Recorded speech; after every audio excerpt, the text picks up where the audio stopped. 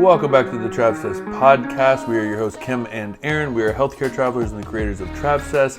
And it is Tuesday, another Traveler Quick Tip Tuesday. And this week we're going to be talking about when should you really understand the details, your pay, what the details of your contract before or after the interview. Please prepare for departure. Okay, so this is a good question because you want to really understand the ins and outs of your pay, understanding what you're getting paid, understanding as much as you possibly can if you need to take time off. Like, you know, I guess you don't have to know how much call there is because sometimes I feel like they don't know. Like you have to ask on your interview. Well, that leads to what I'm going to say in a little bit. Okay. So basically you want to really understand, you want to feel good about your pay package. You want to really feel good about everything with this job so that when you get on the interview and you're talking to them and you're getting more of your questions answered and you're like, okay, that went well. That was great. I feel really good about this. And they offer you the job. You say yes because all the other stuff has already been worked out. So you don't want to do an interview and be like, wow, they were great. That seems awesome. And then like, you go over your pay package with your recruiter post interview and it's, you know, shitty pay or something. And you're like, no, I don't want this job. This isn't for me. And then you kind of just wasted time instead of knowing all of that before you even get submitted. That's really important. Which I think is funny, like actually hearing you say that and listening to that and being like, who does that? Like, and if people do, you're missing out on the most valuable resource you have as a traveler, and that is the interview. Like, if you're going to go into the interview and just be like, oh, I'm just going to show up with my best self and I hope I get this job. Like, without understanding the details of the job, I think that's why people end up in bad contracts. Like, yeah. Ultimately. So, like, my thing is I always want to know, like you said, I want to know what is the pay? What are they expecting shift-wise? What does your recruiter have on the little description sheet? Because a lot of times those aren't right. And I will tell you that like Kim and I have our questions that we're going to ask any interview. We're going to talk about like, you know, the department and stuff like that. But what I like to do is get all the details from my recruiter and whatever holes they don't fill, those are the questions I'm asking on the interview. If she tells me the pay and I'm like, great, that's awesome.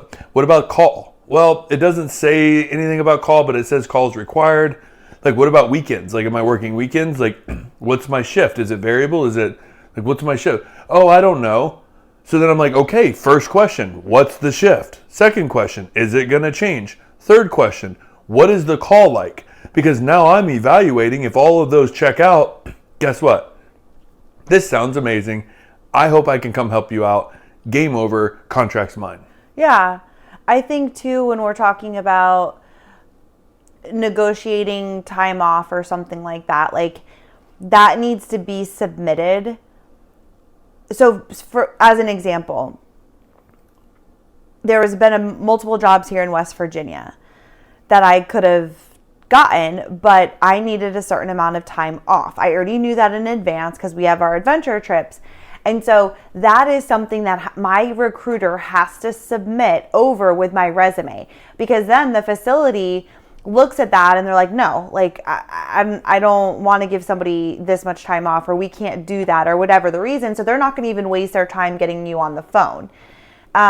This was like a longer period of time. I will say, just from our own experience, when we've requested or needed a week off or 2 weeks off or something, when we knew we needed that time off in a contract, we've never really had any issues for the most part. But that can also be something that if the facility is they cannot afford to like have you be off for whatever the reason is, that could be a deal breaker.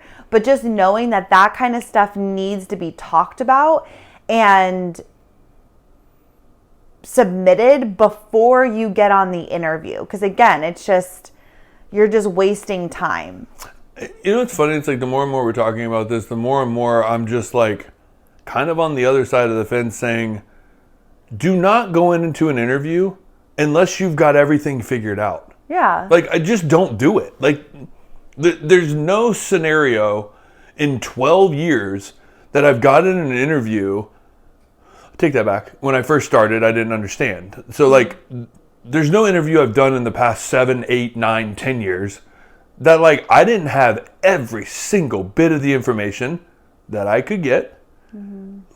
Got the rest of it on the interview, because it's like, I just can't even imagine, like, going into the interview and having the conversation, being like, I love this place. This sounds amazing. And I get off the phone and my recruiter's like, it's $1,300 a week. Like, there's call 4 times a week and every weekend. And I didn't, like, discuss any of that. Yeah. Like, it's just, get your details before you hop on the interview. That way the interview is the closing deal. Yeah. And again, that's about really understanding your pay, what the pay is, all of that stuff, how much you're getting paid for call, all of the things you want to feel really good about before you get on the interview, so that if you get the job, you can go ahead and move forward and say yes.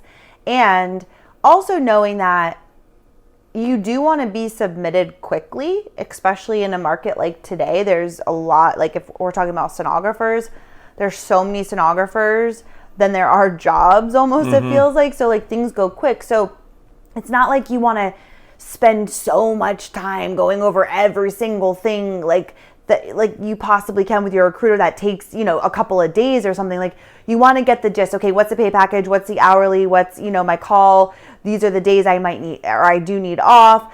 Get like the gist. And then if you're like, okay, cool, this feels good, then move on into the interview. Totally. And I think that's really it. I think like that covers it. Like, just know your shit before you get on the interview and close the deal. Totally. There's no even bargaining or negotiating that. Like, understand your details, get on your interview, make it happen. Yeah.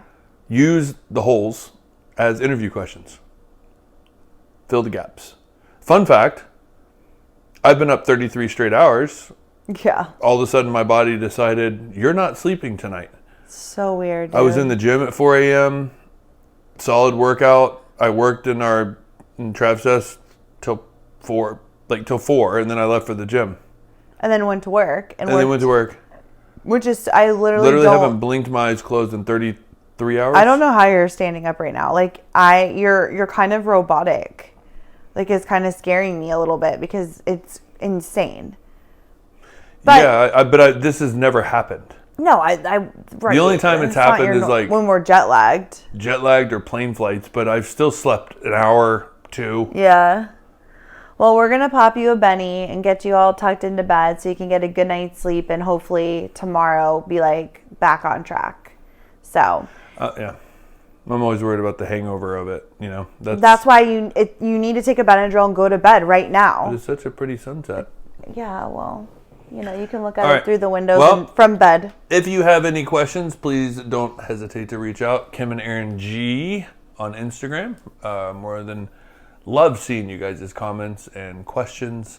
So please let us have them if you got them. And we will see you guys Thursday for all of you that come back for our main big podcast. And we're going to be talking about the 10 things we have learned, or the most important things we've learned from doing 10 adventure trips. Because I actually started taking some notes on that to like write some things out, and I was like, 10? That seems like a lot. No, but then I was like, no, it's just 10 years. Yeah, because I only wrote down a couple of things. Learned, but that's going to spark huge conversation. Yeah, I'm excited. Oh. All right, guys, well, have a good week, and we'll see you on Thursday. Bye. Bye.